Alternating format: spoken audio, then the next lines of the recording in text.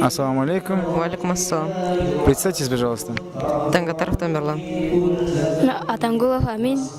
Джамалдинов Руслан. Вы все школьники, да? Да. Какой класс? 6 Б. 6, да? Маша. Вы когда сейчас совершали зиарат, что просили у Всевышнего Аллаха? Поскорее увидеть реликвии. Маша, увидели? Да. Довольны? Да, очень. Внутри что-нибудь поменялось или так же осталось? Поменялось, больше добра стало. Маша, это очень хорошо, тем более слышит от такого подрастающего поколения, маша. С вами что-нибудь происходило, когда вы проходили возле волоса пророка Мухаммада, алейхиссалату вассалям? Там какие-то, может, внутренние, может, какие-то ощущения? Показалось, да, что он рядом, что кто-то рядом стоит. Маша.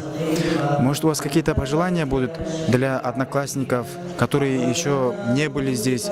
Как вы думаете, стоит им прийти сюда или не стоит? Стоит, конечно. Стоит, да? Да, чтобы больше было таких добрых людей. Маша.